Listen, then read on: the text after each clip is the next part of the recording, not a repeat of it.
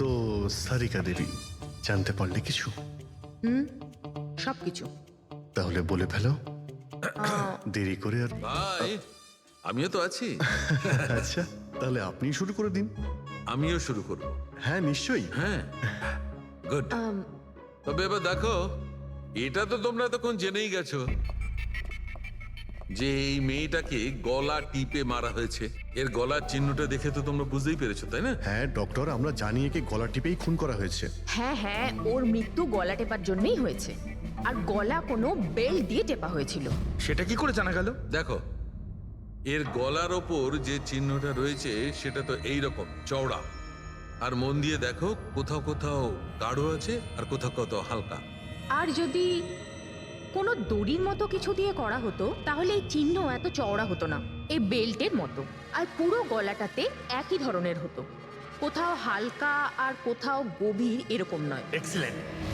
কি অসম্ভব ইন্টেলিজেন্ট আপনারা, ডক্টর সালুখে। পরের জন্মে আমি ফরেনসিক এক্সপার্টই হব। আরে ভাই ফ্রেডি, তুমি পরের জন্মের কথা কেন বলছো? এই জন্মটাই তাকে সামনে নাও না। আরে পরের জন্মের কথা ভাবছে। হ্যাঁ, আমি কি যেন বলছিলাম? আরে আপনি ওই গলা বেল্ট বেল্ট গলা ওই হ্যাঁ, বেল্ট বেল্ট। দেখো, বেল্ট দিয়ে এইভাবে গলাটা চেপে ধরেছে। আর পরে একে পেছন থেকে মাথার পেছন দিকে কোনো ভারী জিনিস দিয়ে আঘাত করা হয়েছে। ডক্টর সালুখে, খুনি যদি একে গলা টিপেই মেরে থাকবে তাহলে পেছন থেকে মাথায় বাড়ি মারলো কেন?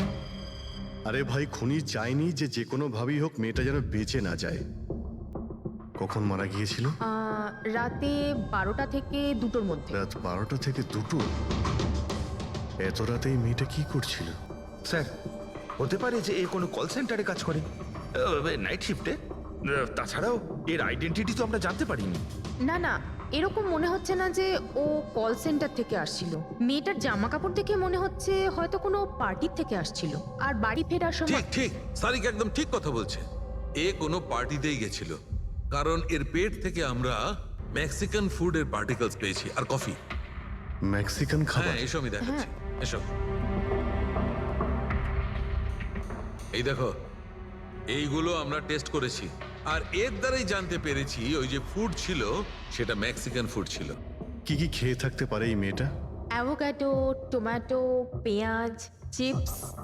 আর ও হয়তো কফিও খেয়েছিল, কারণ আমরা ভেজিটেবল অয়েল আর কর্নেরও অংশ পেয়েছি।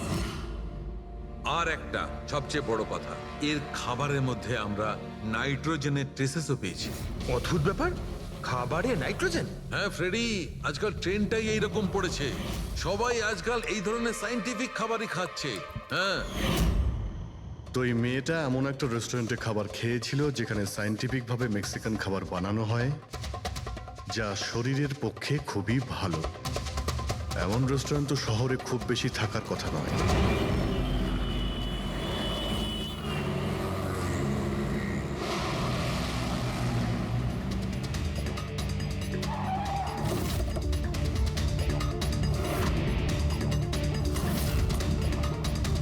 মনে হচ্ছে নিশ্চয়ই এখানে কোনো ক্লু পাওয়া যাবে।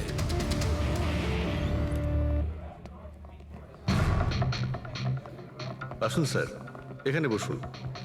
আচ্ছা, আপনি এটা বলুন তো যে এই মেয়েটা আপনাদের এখানে খাবার খেতে এসেছিল? আপনারা আসলে কে? সিআইডি। এখন আর কোনো কথা নয়, শুধুমাত্র ঠিকঠাক জবাব দাও। হ্যাঁ স্যার, কাল রাতেও এখানে এসেছিল, কিন্তু স্যার সিআইডি ওকে কেন খুঁজছে? একে আমরা খুঁজছি না, এর খনিকে খুঁজছি। খুন হয়ে গেছে বেচারি। একটা কথা বলুন, এই মেয়েটা কি একা এসেছিল নাকি অন্য কেউ সঙ্গে ছিল? স্যার এসছিল তো একাই, কিন্তু ও কথা বলেছিল অনেকের সঙ্গে। একা এসেছিল তো অনেক লোকের সাথে কথা হলো কিভাবে? আসলে আমাদের রেস্টুরেন্টে কালকে স্পিড ডেটিং নাইট ছিল। Speed dating? স্পিডে তো কার কিংবা বাইক চালানোর কথা শুনেছিলাম স্যার, কিন্তু স্পিড ডেটিং এটা কি ধরনের জিনিস? স্যার স্পিড ডেটিং ইয়াং জেনারেশনের কাছে এখন খুব পপুলার স্যার। বেসিক্যালি ছেলে বা মেয়ের মিটিংয়ের জন্য একটা প্ল্যাটফর্ম তৈরি করা হয়, যাতে ওরা নিজেদের জীবনসাথী বেছে নিতে পারে। মানে যেভাবে ইন্টারনেট থেকে যোগাযোগ হয়, তাই তো? হ্যাঁ স্যার, অনেকটা সেরকমই, তবে ফোকাসটা বিয়ের ওপর নয়, ডেটিংয়ের ওপর হয়, যাতে ছেলেমেয়েরা নিজেদের চিন্তাভাবনা শেয়ার করতে পারে আর যাকে পছন্দ হবে তাকে জীবনসঙ্গী করতে পারে। মানে যে কেউ যে কোনো লোকের সঙ্গে কথা বলতে পারে, আলাপ করতে পারে আপনাদের এই স্পিড ডেটিং এর মাধ্যমে? হ্যাঁ স্যার, প্রত্যেকটা মেয়ে আলাদা আলাদা টেবিলে বসে, আর ছেলেদের কাছে 5 মিনিট সময় থাকে তাদের সঙ্গে কথা বলার জন্য। মেয়েরা কথাবার্তার ভিত্তিতে তাদের লিস্ট থেকে 10-এর মধ্যে মার্কস দিতে থাকে ছেলেদের, আর ডেটিং এজেন্সি এই মার্কসের ভিত্তিতে ছেলে মেয়েদের জীবনসঙ্গী বেছে দেয়। আচ্ছা, কতজন এসেছিল এই আপনাদের স্পিড ডেটিং এ? স্যার 10টা ছেলে আর 10টা মেয়ে ছিল। খুব ভালো ইভেন্ট হয়েছিল স্যার।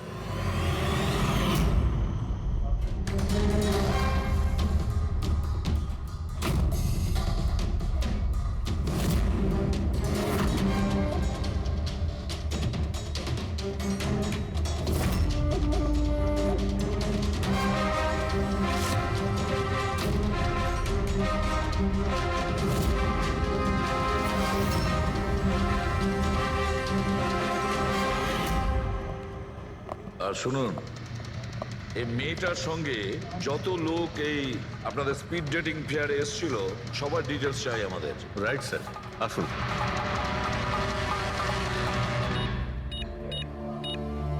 স্যার এই হলো এই ম্যাডামের ডিটেলস। মিস মালা বিরমানি, অ্যাড্রেসটা হলো A/231B ইউক্যালিপ 1111, ফোন নাম্বার 6528119991। এই সব কিছু ডিটেলস চাই আমাদের। আচ্ছা, ওই মেয়েটা কালকে মেক্সিকান খাবারের সঙ্গে কফিও খেয়েছিল কি? না স্যার, কফি তো পাওয়াই যায় না আমাদের রেস্টুরেন্টে। আপনাদের এই রেস্টুরেন্টে কফি পাওয়া যায় না? না স্যার। আচ্ছা আচ্ছা, আপনি এর প্রিন্ট আউটটা নিয়ে আসুন। আনছি স্যার। হতে পারে এই মালা এখান থেকে কোনো ছেলের সঙ্গে বাইরে গিয়েছিল কফি খেতে, খাওয়া দাওয়ার পরে, আর তখনইও খুন হয়ে যায়। কি? এটা কিভাবে সম্ভব? না, আচ্ছা ঠিক আছে, থ্যাংক ইউ। এত বড় একটা মিথ্যে! ওই মেয়েটার নাম ভুল আছে, ওই মেয়েটার অ্যাড্রেসটাও ভুল। আমি এটা ভেবে পাচ্ছি না যে কারো লাইফ পার্টনার খুঁজতে গিয়ে সবকিছু এত ভুল কেন। হতে পারে ওই মেয়েটা ফ্রড। যাই হোক না কেন, ওকে তো শনাক্ত করতেই হবে। লাশের কাছে না মোবাইল ছিল আর না পার্স। স্যার ওই মেয়েটা মারা গেছে 48 ঘন্টা হলো। ওর বাড়ির লোক কিংবা চেনাশোনা কেউ নিশ্চয়ই কোথাও রিপোর্ট লিখিয়েছে। পুরো বিয়েটা চেক করছে, আমরা জেনে যাবো। গোরেগাঁও পুলিশ স্টেশন মালা নামের কোনো মেয়ের মিসিং কেস ফাইল করা হয়েছে?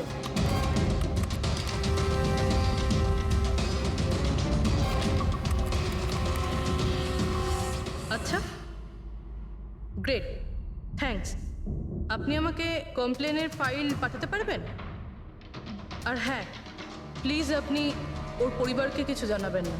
স্যার, হ্যাঁ, স্যার, এই মেয়েটার আসল নাম মালিনী, আর মরুর এলাকাতে ওর মিসিং কমপ্লেন ফাইল হয়েছিল। মিসিং কমপ্লেন ওর স্বামী আর শ্বশুর শাশুড়ি করেছে স্যার। কি?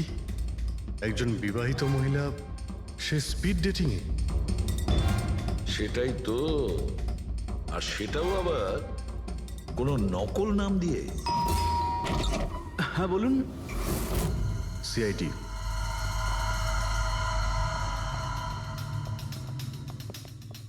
এই দেখুন স্যার, বিয়ের এত বড় একটা ছবি টাঙিয়ে রেখেছে, আর মালিনী। যদি আমি এরকম করতাম, আমার বউ আমাকে বাড়ি থেকে বের করে দিত। স্যার, কিছু জানতে পেরেছেন? মালিনী কোথায়? আই এম সরি, কিন্তু একটা খারাপ খবর আছে। খারাপ খবর? মানে মালিনীর অ্যাক্সিডেন্ট হয়েছে? কোথায় ও? কোন হসপিটালে রয়েছে? কেউ আপনার স্ত্রীকে খুন করেছেন। হ্যাঁ, খুন? কিন্তু কে করেছে স্যার? দেখুন, এখন যে কথাটা আপনাদের বলতে যাচ্ছি সেটা শুনে হয়তো আপনারা আরো কষ্ট পাবেন।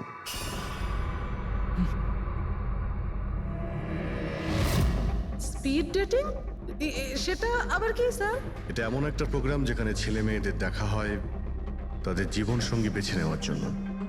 আর মৃত্যুর রাতে মালিনী এরকমই প্রোগ্রামে গিয়েছিল। আমার পোড়া কপাল, আমার ছেলে ঘরে থাকতে ও আরেক জীবন সঙ্গী খুঁজতে চলে গেল। ব্যাস, এটাই তো বাকি ছিল। বংশের নাকে ঝমা ঘষা দিয়েছে ও। স্যার, মনে হচ্ছে আপনাদের কিছু একটা ভুল হচ্ছে। আমাদের বিবাহিত লাইফ তো খুব ভালোই চলছিল, তাহলে ও নতুন পার্টনারের কিসের প্রয়োজন পড়লো? আফসোস এটাই যে এই প্রশ্নের উত্তর দেওয়ার জন্য মালিনী এখন বেঁচে নেই। সেই জন্য এর উত্তর এখন তো আপনাকেই দিতে হবে। বলতে পারেন আমরা খুব সাধারণ একটা পরিবার, ছিলাম অন্য জায়গায়। কিছুদিনই হয়েছে আমরা এখানে এসে থাকছি। আপনার অ্যারেঞ্জ ম্যারেজ ছিল নাকি love marriage? Sir, arrange marriage ছিল। গত বছরই মালিনীর মেডিকেল এক্সাম শেষ হওয়ার পরেই আমরা দুজনে বিয়ে করে নিই। কোনো ঝগড়া বা কিছু? স্যার, না স্যার, তেমন তো আমাদের মধ্যে কোনো ঝগড়া হয়নি। এর জন্য তো আরও চিন্তা হচ্ছে যে ও স্পিড ডেটিংয়ে যেতে গেল কেন। আচ্ছা, আপনি এটা বলুন যে রাতে মালিনীর খুন হয়েছিল আপনি কোথায় ছিলেন? স্যার, আমি আমার অফিসে কাজ করছিলাম। সেদিনকে অফিসে আমার অনেক কাজ ছিল, অনেক রাত পর্যন্ত আমি কাজ করেছি। কত রাত পর্যন্ত? এই ধরুন রাত 1:30 পর্যন্ত। আমি তো বাড়িতে ফিরে জানতে পারলাম যে মালিনী বাড়িতে ফেরেইনি। ওর সঙ্গে কারো কোনো শত্রুতা?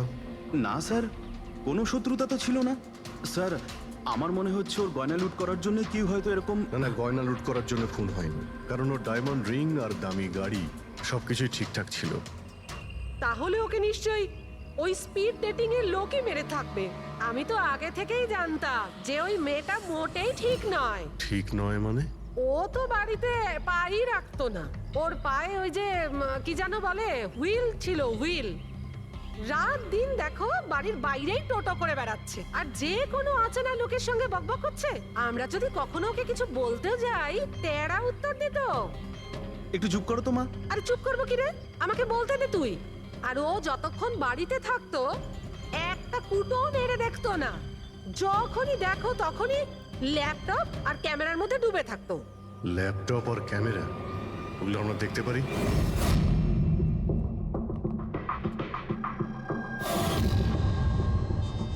স্যার, এই হলো ওর ল্যাপটপ। আর এই ক্যামেরাটা কোথায়? ক্যামেরা স্যার, আমার মনে হয় না যে মালিনী ওর স্বামীকে ঠকাচ্ছিল। ও অন্য কোনো উদ্দেশ্যেই ওখানে গিয়েছিল। উদ্দেশ্য কি ছিল সেটা এই ক্যামেরা ল্যাপটপ থেকে জানতে পারাই যাবে। স্যার,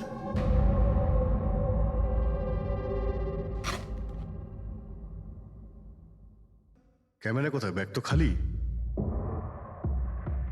স্যার, ও তো ক্যামেরা এর মধ্যেই রাখতো, জানি না কোথায় আছে ওটা। এমনটা নয় তো মালিনীর পার্টস আর মোবাইলের সঙ্গে খুনি ক্যামেরাটাও নিয়ে চলে গেছে?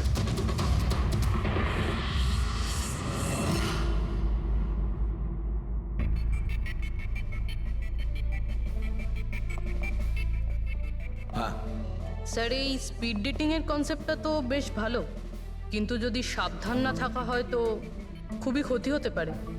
হ্যাঁ স্যার, এদের মধ্যে কেউ ক্রিমিনালও হতে পারে। একদম ঠিক, কিন্তু এই সাবধানতাটা ইভেন্ট ম্যানেজারের এবং সমস্ত পার্টিসিপেন্টদের এটা বোঝা উচিত। স্যার, হ্যাঁ, এই সোহানের মিথ্যে কথা ধরা পড়ে গেছে স্যার। এ আমাদের বলেছিল পরশুদিন রাতে ও নিজের অফিসে কাজ করছিল রাত্রি 1:30 পর্যন্ত, কিন্তু ওর মোবাইল ডিটেলস অন্য গল্প বলছে। ওর অফিস আন্ধেরিতে, আর এই দাদা বান্দ্রাতে ছিল রাত 11:30 থেকে 12:30 অবধি, সেই রেস্টুরেন্টের কাছে যেখানে মালিনী গিয়েছিল স্পিড ডেটিং এর জন্য। এখনই ওকে ডেকে পাঠাও।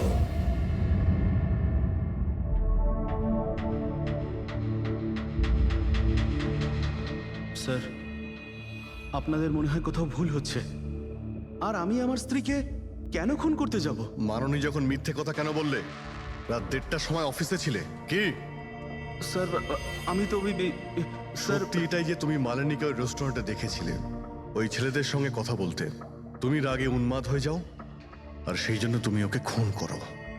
না না স্যার, আপনি যাই বলছেন তার মধ্যে অর্ধেক সত্যি অর্ধেক মিথ্যে।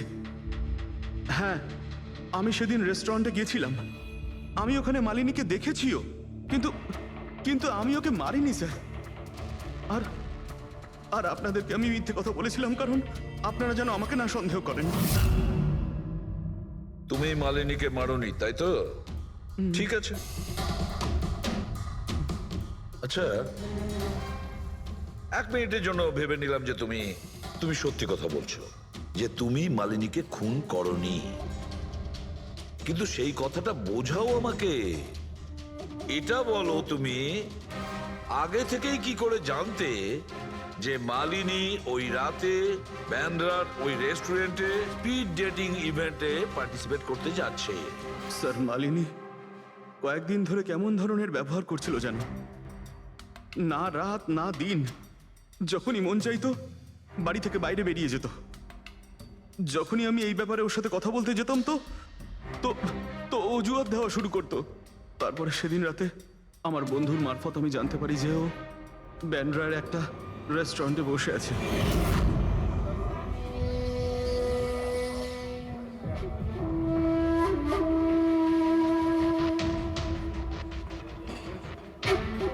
নিজের স্ত্রীকে স্পিড ডেটিং এ দেখে আমার মনটা একেবারে ভেঙে যায় স্যার। আমার মনে হয়েছিল যে আমার ভালোবাসায় কি কোনো খামতি রয়েছে, কিন্তু আমি ওই মুহূর্তে ওই রেস্টুরেন্টে ওর সাথে ঝগড়া করিনি।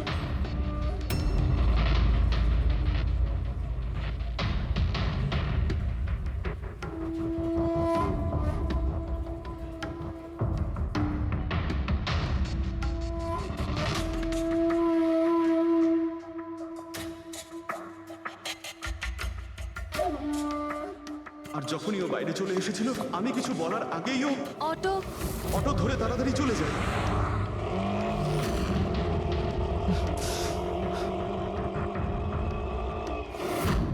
স্যার আমি সত্যি কথা বলছি, আমার উদ্দেশ্যটা শুধু ওর সাথে কথা বলাই ছিল, ওকে একেবারেই প্রাণে মারতে নয়। আফসোস যে মালিনীর সাথে আমি শেষ কথা বলতে পারলাম না।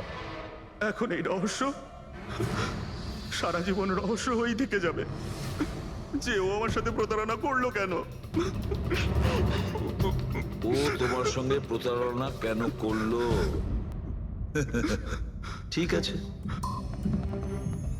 এবার আমি তোমাকে যেতে দিচ্ছি, কিন্তু এটা ভেবো না তুমি যে আমরা তোমাকে সন্দেহ করছি না।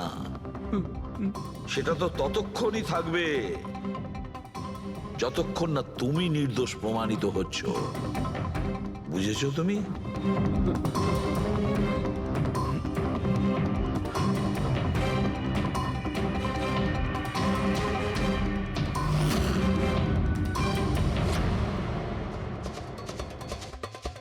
স্যার এই যদি না হয় তাহলে সন্দেহ ওদের দিকেই যাচ্ছে যারা মালিনীর সঙ্গে ওই দিন রাতে ছিল।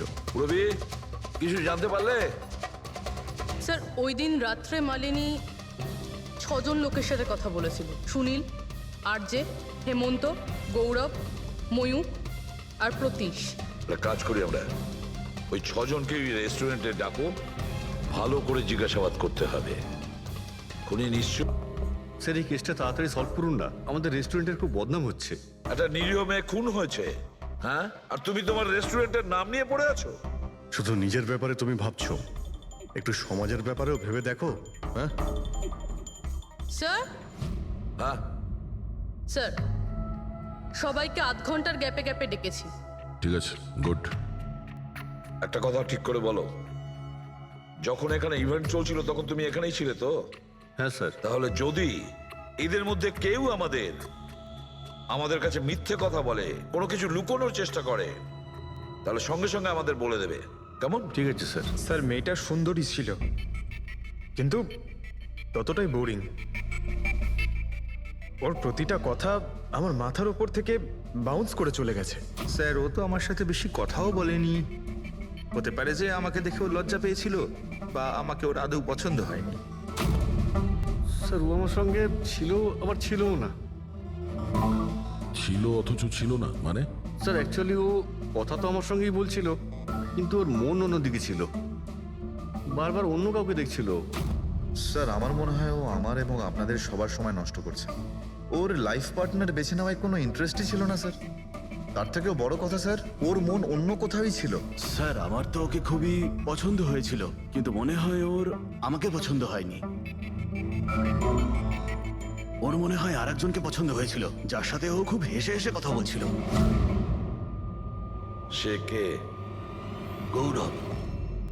হ্যাঁ স্যার, আমাদের টিউনিং তো খুব ভালো সেট হয়েছিল। ইনফ্যাক্ট আমরা অনেক কথাই বলেছিলাম। কি কি কথা হয়েছিল মালিনীর সাথে? জেনারেল কথাবার্তা sir, favourite hobbies, favourite movies, favourite colour, এইসব। ইনফ্যাক্ট ও এত বেশি নার্ভাস হয়ে পড়েছিল যে ওর জুসটাই আমার উপর ফেলে দিয়েছিল। তাহলে মিটিংয়ের পরে তোমাদের নাম্বার নিশ্চয়ই এক্সচেঞ্জ হয়েছিল? না স্যার, নাম্বার এক্সচেঞ্জ হয়নি। ও বলেছিল ইভেন্ট শেষ হওয়ার পর 8 ঘন্টার মধ্যে আমার সঙ্গে কফি শপে দেখা করবে।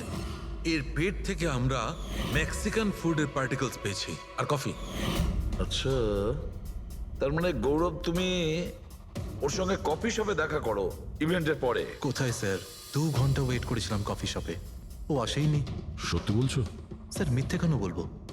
ঠিক আছে, আমাদের ওই কফি খাওয়াবে তো? শিওর স্যার, কখনো যাওয়া যাবে? কখনো কেন, এখনই চলো।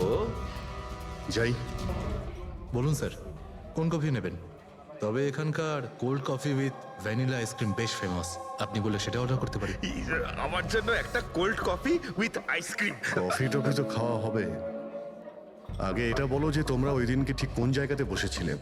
ওহ স্যার, আমরা ভেবেছিলাম আমরা কফি খেতে এসেছি, কিন্তু আপনি তো এখনো আপনার তদন্ত চালিয়ে যাচ্ছেন। তদন্ত শেষ হওয়ার পরে কফি খাওয়ার যে মজা সেটা এখন পাবো না। Hello sir. পরশু রাতে সিসিটিভি ফুটেজ আমরা দেখতে চাই ম্যানেজার বাবু।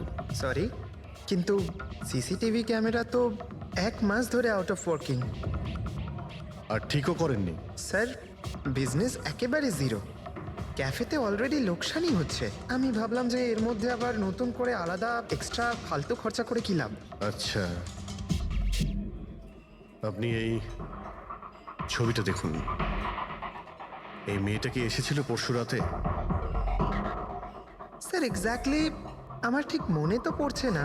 ক্যাফেতে তো অনেক ধরনের লোকজনই আসে যায়।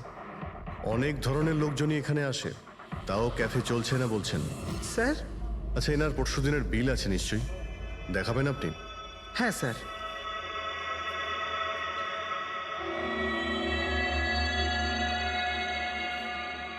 স্যার এই যে বিল, 27 তারিখ রাতের 11টা বেজে 4 মিনিটের বিল এটা। 1 মোকা কফি আর একটা ক্যাফেচিনো কফি। তুমি তো বললে তুমি একা ছিলে, তাহলে এই দুটো কফি কিসের জন্য? স্যার আমি তো ওর জন্য কফি অর্ডার দিয়েছিলাম, ও না আসলে আমি কি করব? আমি অনেকক্ষণ ওর জন্য অপেক্ষা করেছিলাম।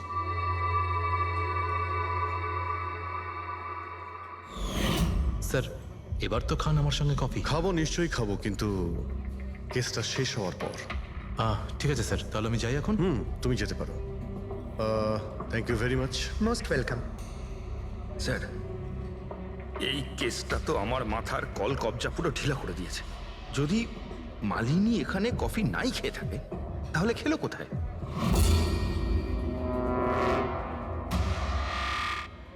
ওই গৌরবী আবার মালিনীকে মেরে ফেলেনি তো? ও মালিনীকে এই কফি শপে ডেকেছিল কফি খেতে, সে যখন আসে না ও ভেঙে পড়ে, খুন করে দেয়। যে কোনো কিছু হতে পারে এই কেসে ফ্রেডি, যে কোনো কিছু হতে পারে।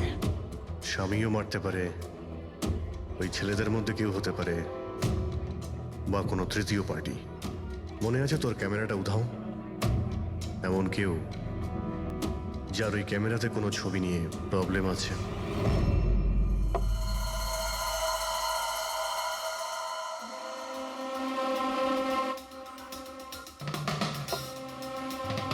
যদি মালিনীর ক্যামেরাটা উধাও হয়ে যায়, তাহলে মালিনী নিশ্চয়ই এমন কোনো ছবি তুলেছিল যেটাতে কারোর না কারোর রাতের ঘুম কেড়ে নিয়েছিল। স্যার, ক্যামেরা দিয়ে ছবি তোলার পরে বেশিরভাগ লোকেরা যে ল্যাপটপে সেগুলো সেভ করে রাখেন। স্যার ল্যাপটপে তো কোনোই ছবি নেই। হতে পারে ও ইন্টারনেটে কোথাও সেভ করেছে, নিজের ইমেল অ্যাকাউন্টে কিংবা কোনো পার্সোনাল ওয়েবসাইটে। তার মানে স্যার, আজকাল ক্যামেরা থেকে ডাইরেক্ট ফটো অনলাইনে সেভ হয়ে যায়। হ্যাঁ ফেডরিক, হতে পারে ইন্টারনেটের মাধ্যমে। ও গ্রেট, পাওয়া গেছে? হ্যাঁ স্যার। স্যার ফটোর ওয়েবসাইট আর তার পাসওয়ার্ড পেয়ে গিয়েছি, এই দেখুন। ওয়েল, দেখাও তো একটু। স্যার এই ক্যামেরা থেকে ভিডিও ফুটেজ বানানো হয়েছিল ওর মারা যাওয়ার কিছুক্ষণ আগে।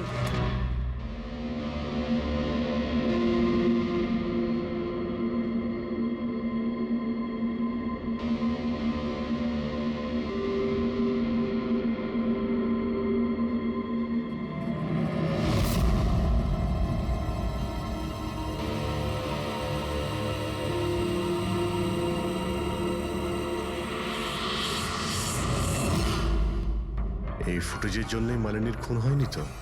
হতে পারে, নিশ্চয়ই হতে পারে। মনে হচ্ছে এই মালিনী কারোর হয়ে স্পাইগিরি করছিল, কারোর মুখোশ খুলে দিতে চেয়েছিল, আর এই জন্যই ও খুন হয়ে যায়। এই মালিনীর সম্পর্কে আমরা এখনো ঠিক জায়গায় পৌঁছতে পারিনি স্যার। এতক্ষণ মনে হচ্ছিল যে ও স্পিড ডেটিং এর জন্য গেছে, তারপরে জানা গেল যে ও বিবাহিত, মেডিকেল প্রফেশনাল, আর এখন জানা যাচ্ছে ও কারোর ওপর গোয়েন্দাগিরি করছিল। আর ওই গোয়েন্দাগিরিটা কোনো মেডিকেল ফিল্ডের সঙ্গে কানেক্টেড হতে পারে, কারণ ফুটেজে দেখোনি চারিদিকে শুধু মেডিসিন সাজানো। স্যার এই ফুটেজের মধ্যে একটা জায়গাতে একটা ছায়া দেখতে পাওয়া গেল না? খুনির হতে পারে। চেক করি চলো।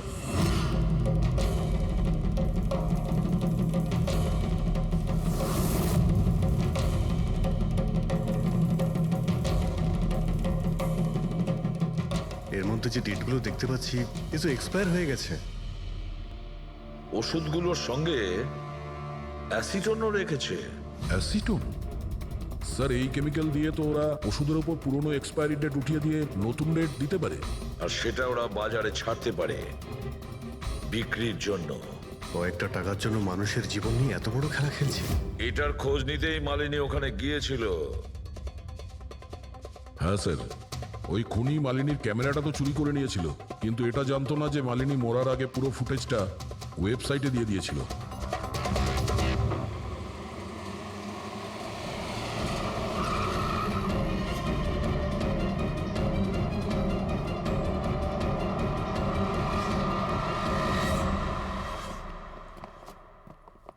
স্যার আপনারা কাকে খুঁজছেন? আমরা সিআইডি থেকে। স্যার এ তো আমাদের কোম্পানির ডিব্বা। ওটা তো আমরাও দেখতে পাচ্ছি, কিন্তু কি চলছে এই গোডাউনে? পুরনো ওষুধকে নতুন বানানোর ধান্দা চলছে, হ্যাঁ? না স্যার, আমাদের এখানে কোনো বেআইনি কাজ হয় না। বরং আমি এটা বুঝতে পারছি না যে এই জায়গাটা কোথায়। আচ্ছা, এটা তোমাদের গোডাউন নয়? স্যার এটা তো আমাদের কোম্পানির গোডাউন নয়। ইনফ্যাক্ট আমাদের কোম্পানির গোডাউন এই বিল্ডিং এর নিচেই আছে। আপনারা চাইলে চেক করতে পারেন। নিশ্চয়ই স্যার, আমাদের কোম্পানির নাম ভাঙিয়ে কেউ বেআইনি কাজ করছে। কিন্তু আপনাদের কোম্পানিতে যে পুরনো ওষুধ, ওগুলো কি করেন আপনারা? স্যার একটা কোম্পানিকে আমরা কন্ট্রাক্ট দিয়েছি আমাদের কোম্পানির সব পুরনো মেডিসিনগুলোকে ডিস্ট্রয় করার জন্য। আমাদের কাছে রেকর্ডও আছে, আপনি চাইলে দেখতে পারেন। এক মিনিট।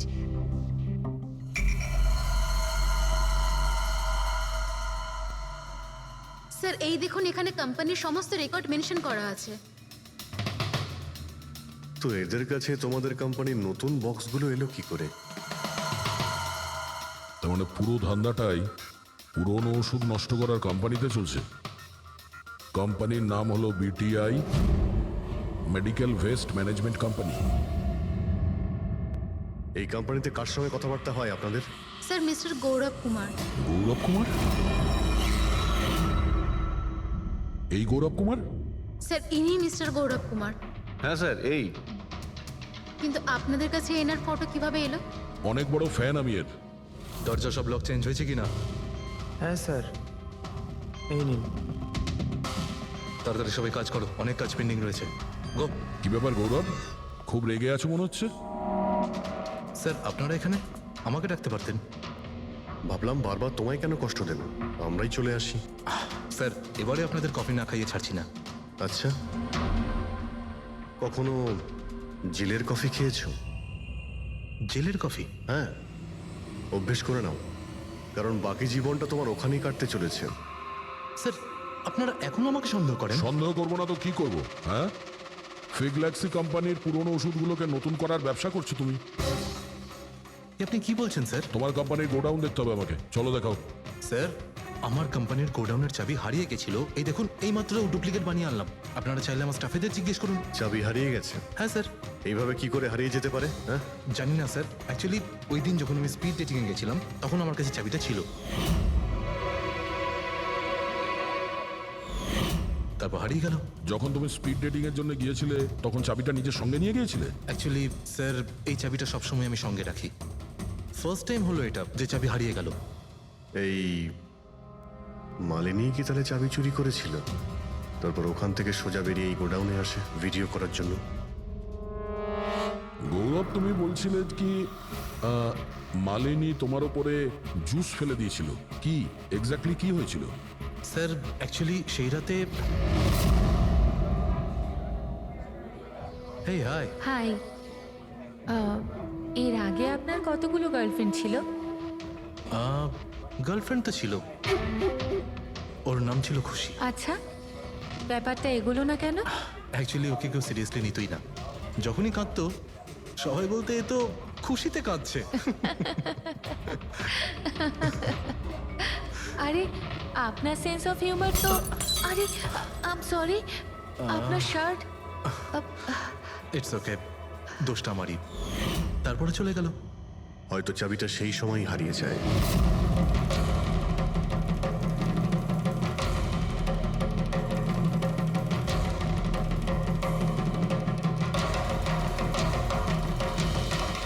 মালিনী চাবি চুরি করেছিল?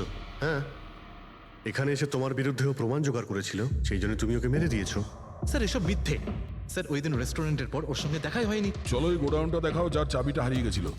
এখন তো নতুন চাবি এসে গেছে না? চলো।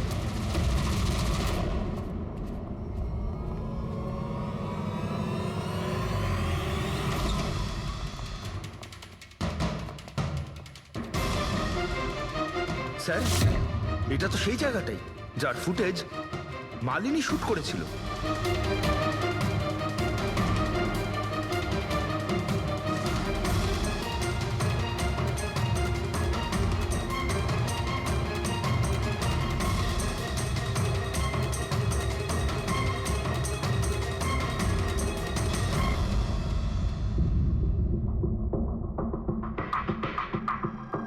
তার মানে এখানে পুরনো ওষুধগুলোকে নতুন বানানো হয়, হ্যাঁ? বাহ মিস্টার গৌরব, এইভাবে পুরনো ওষুধগুলোকে নষ্ট করছিলেন আপনি, হ্যাঁ? সবাই তোমাদের উপরে ভরসা করে ওষুধ কেনে, আর তোমরা তাদের বিষ বিক্রি করছো। বিষ? স্যার আমার কথা বিশ্বাস করুন, না আমি এরকম কোনো ওষুধের ব্যবসা করেছি, আর না আমি মালিনীকে খুন করেছি। মিথ্যে কথা বলছো তুমি। ওই রাতে রেস্টুরেন্ট থেকে তোমার কার্ড চুরি করে মালিনী এখানে আসে।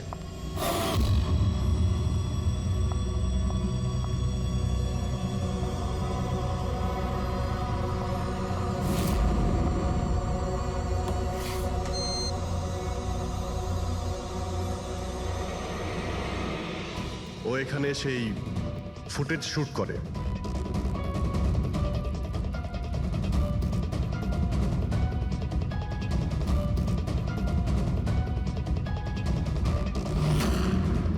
তারপরও কোনো কফি শপে যায় ইন্টারনেটের জন্য, যাতে ও ফটো আপলোড করতে পারে। এক্সকিউজ মি, ওয়াইফাই এর পাসওয়ার্ড? ঠিক আছে, থ্যাংক ইউ।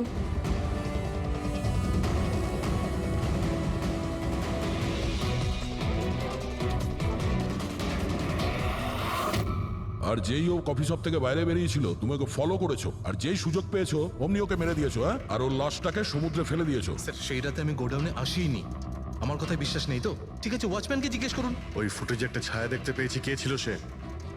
স্যার আমি কি করে জানবো সে কে ছিল? আচ্ছা, এক্ষুনি জেনে যাবো, চলো।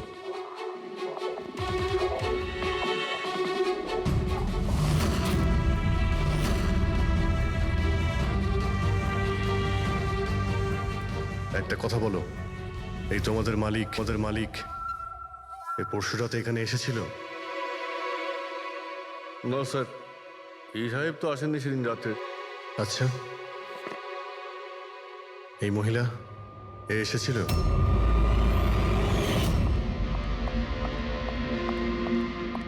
আরে ম্যাডাম, কে আপনি? আর এখানে এই সময় কি করছেন আপনি? আসলে আমি হ্যাঁ? না ভুল অ্যাড্রেসে চলে এসেছি, সরি সরি। আরে শুনুন, আরে হয়তো ওই ছায়াটা এরই ছিল। আর কেউ এসেছিল এই মহিলা ছাড়া? না স্যার, আর কেউ আসেনি সেদিন রাতে। দেখলেন স্যার, আমি বলেছিলাম না আপনাদের আমার কোনো দোষ নেই। আপনারা খামোখা প্রথম দিন থেকে আমার পিছনে হাত ধুয়ে পড়ে আছেন। তোমার পেছনে পড়বো না তো কি করব, হ্যাঁ? এই নকল ওষুধের কালোবাজারি তোমার তদারকিতে হচ্ছে এখানে। স্যার আমি এসব করি না। আমার কাজ হলো ফার্মাসিউটিক্যাল কোম্পানির সঙ্গে কন্ট্যাক্ট করা, যাতে ওরা এসে পুরনো ওষুধ নিয়ে যায়। ইনফ্যাক্ট আমি তো রেগুলার অফিসেও আসি না। আচ্ছা, রেগুলার বেসিসে এই গোডাউনে নজর কে রাখে? তোমার কোনো এমপ্লয়ি তো আছে এখানে? হ্যাঁ স্যার, প্রতীশ, ও এখানকার অপারেশন ম্যানেজার। প্রতীশ? আচ্ছা, ওই ডেটিং এর ইভেন্টে প্রতীশের সঙ্গে কথা হয়েছিল, ও ছিল না ওখানে? হ্যাঁ স্যার।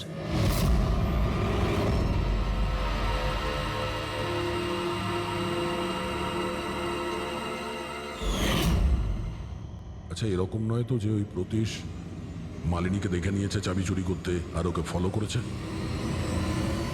এই প্রতীশের সঙ্গে একটু দেখা করতে হবে।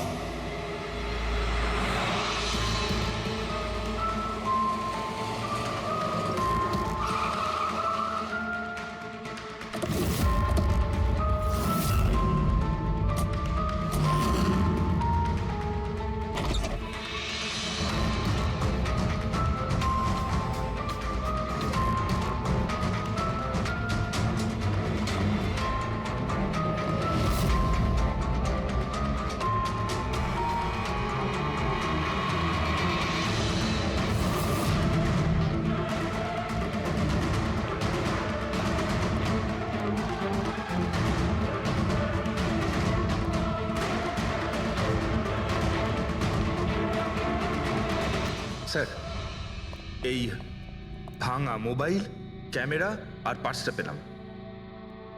স্যার স্যার ও ওখান থেকে পালাচ্ছে।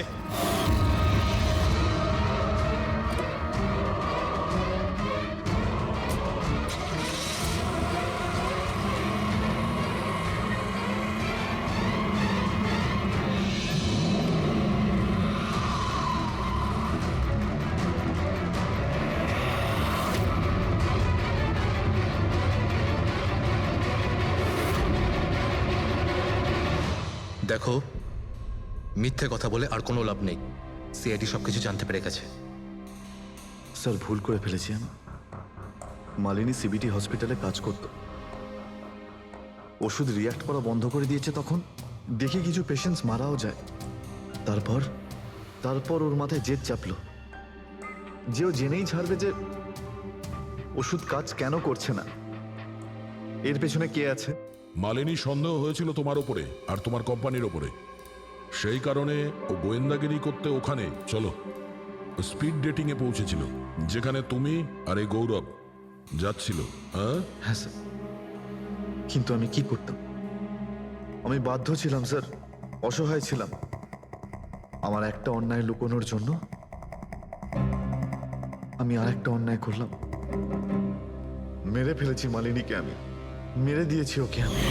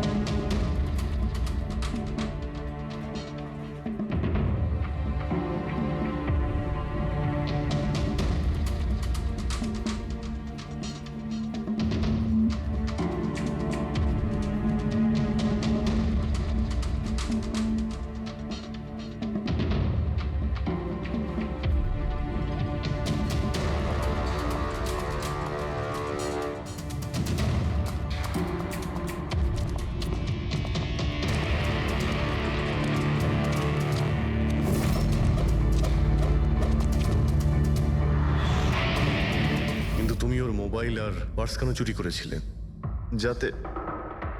যাতে আপনারা মনে করেন স্যার লুটপাটের চক্করে চুরি হয়ে গেছে। লুটপাট? কিন্তু ওর দামি ঘড়ি আর ডায়মন্ড রিং বের করতে ভুলে গিয়েছিলে।